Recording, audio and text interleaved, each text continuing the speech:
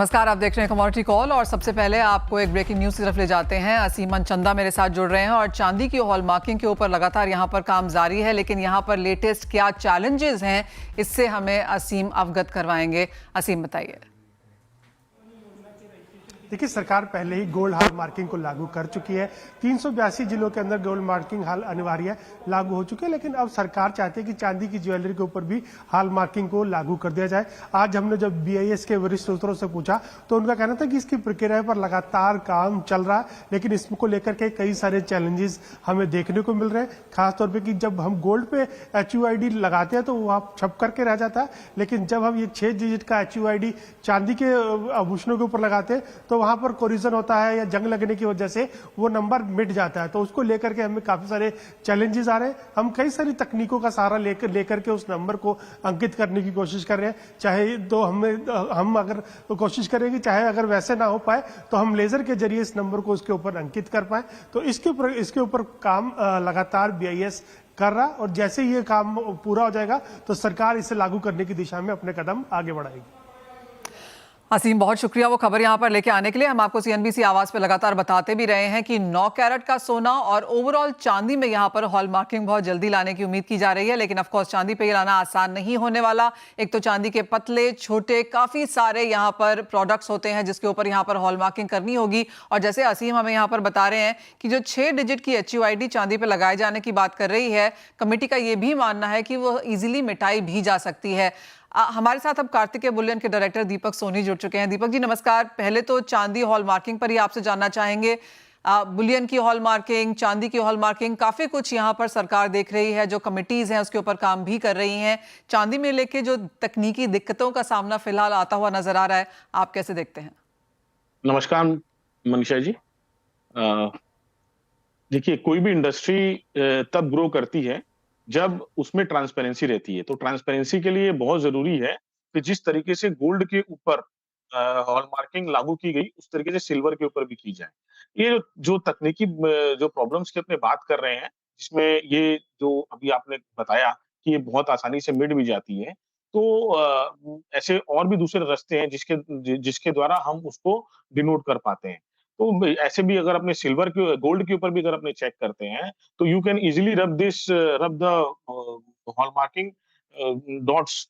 आप डिजिट नहीं मिटा सकते हैं, बट जो हॉलमार्किंग करने के समय पे जो ब्लैक स्पॉट्स जो कुछ हल्के से क्रिएट होते हैं लेजर मार्किंग के दौरान, उसे आप आसानी से मिटा सकते हैं।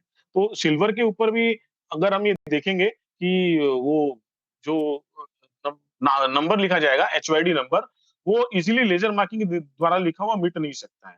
और ऐसे भी आप देखोगे तो चांदी के बर्तनों पे, चांदी की यूटेंसिल पे तो कई जमानों से नाम लिखा जा रहा है। तो ऐसे बहुत सारे रास्ते इजाद होंगे जिससे ये छोटी-मोटी प्रॉब्लम्स को दूर किया जा सकेगा।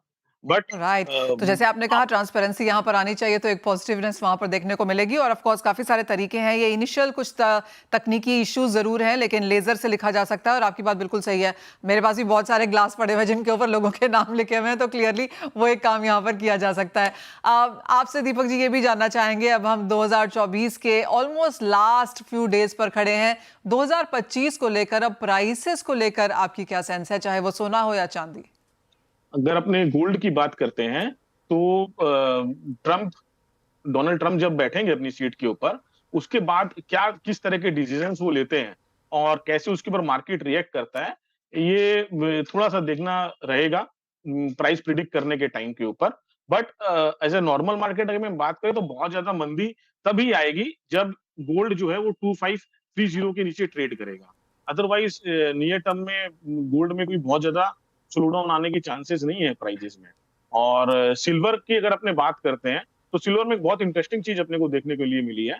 अभी 10th of December, जो just before 10 days, silver was trading around 96,000 का प्राइस हमें MCX में सिल्वर का देखने के लिए मिला था। और अगर अभी आप देखते हैं आज 22 तारीख के आसपास अगर आप देख रहे हैं तो you have got prices of 86,000। So with in a span of just 10 days हमें 10,000 रुपए की जो है वो करेक्शन देखने के लिए मिली है। और देख सकते हैं चांदी में मुझे नहीं लगता कि हमें बहुत ज्यादा डरने की जरूरत है। चांदी लोअर एंड के ऊपर अगर देते हैं तो 86 के नीचे MCX में प्राइसेस जाने थोड़े से मुश्किल है। अगर जाते हैं तब वहां से हमें फिर से इस चीज को रिव्यू करना पड़ेगा कि क्या हम और नीचे की तरफ जाने के लिए तैयार है। बट एज ऑफ नाउ ऐसा कुछ महसूस नहीं हो रहा है। तो दीपक जी, अगर आप एडवाइस करें और सोने और चांदी में से लोगों को क्या ज्यादा खरीदना चाहिए अगले साल के हिसाब से रिटर्न्स में लिए? जी, रिटर्न्स के लिए मैं जब लास्ट अपनी बात हुई थी मनीषा जी, मैं उस समय भी चांदी पे बुलिश था और मुझे अभी भी लगता है कि सोने से ज्यादा हमें रिटर्न जो है वो सिल्वर में देखने के लिए मिलेगा।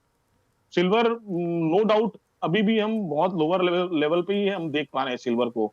नियर टर्म्स हमें 1,10,000 रुपए के आसपास, 1,07,000 रुपए के आसपास इसके रेट्स देखने के लिए मिल सकते हैं।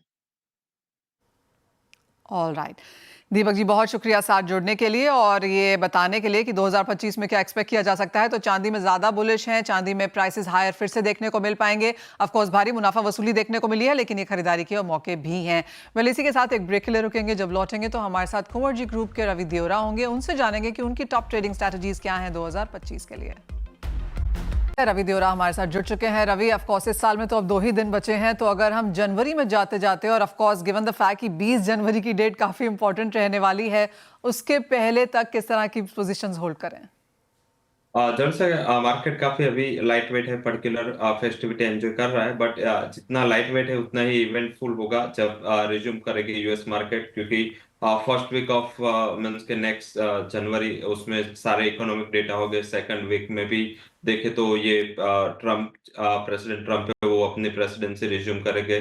सेकंड थर्ड वीक में फेड की एक और मीटिंग आनी है, तो काफी इवेंटफुल जनवरी रहेगा। उसके पहले मुझे लग रहा है कि थोड़ा एक वॉल्टालिटी के लिए प्रिपेयर रहना है। बट जिस हिसाब से आप आगे भी बात कर रहे थे, ऑल ओवर लग रहा है कि थोड़ा शॉर्ट टर्म आउटलुक में सिल्वर में अभी भी ब्राइट स्पॉट है।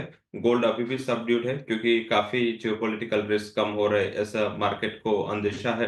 इस हिसाब से सिल्वर में काफी अच्छा ट्रैक्शन है और ये कमोडिटी सप्लाई के डेफिसिट में 3 साल से, तो मुझे लग रहा है कि यहाँ पे फोकस करें।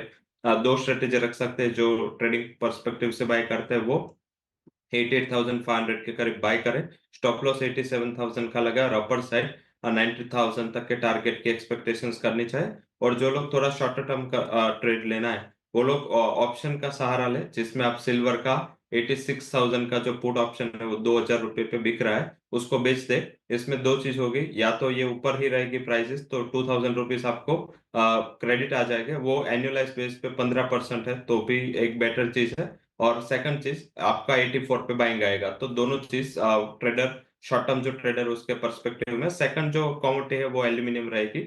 एल्यूमिनियम पे भी लगातार सप्लाई डेफिसिट है और अभी भी जो चाइना का डिमांड है, एक्सपोर्ट डिमांड, वो काफी अच्छा रहा। इस हिसाब से जो चाइना का प्रोडक्शन इंक्रीज हुआ था 4% से, वो भी अभी सबड्यूट होगा। पर्टिकुलर प्राइसेस भी मुझे लग रहा है कि जिस हिसाब से कॉस्ट ऑफ एल्यूमिनियम बढ़ रही है, यहाँ पे ट्रैक्शन अच्छा है। जनवरी फ्यूचर ध्यान रखें, उसमें बाइंग का रिकमेंडेशन होगा 238 से 239 नेक्स्ट फ्यूचर बाय करें। स्टॉप लॉस 232 का लगा और मुझे लग रहा है कि ये जनवरी तक आपको 258 तक के लेवल्स दिखने जाए, तो दोनों एल्यूमिनियम एंड सिल्वर जिसमें आपको बाइंग करनी है। ऑल राइट, तो वो तो 2 टॉप ट्रेडिंग स्ट्रैटेजीज हैं जहां पर खरीदारी के साथ आप 2025 में कदम रख सकते हैं। रवि, आपको भी बहुत बहुत शुभकामनाएं नए साल की और बहुत शुक्रिया वो ट्रेड्स हमारे दर्शकों के साथ शेयर भी करने के लिए। वल, इसी के साथ एक ब्रेक ले रुकेंगे, लौटेंगे तो देखेंगे आवाज समाचार।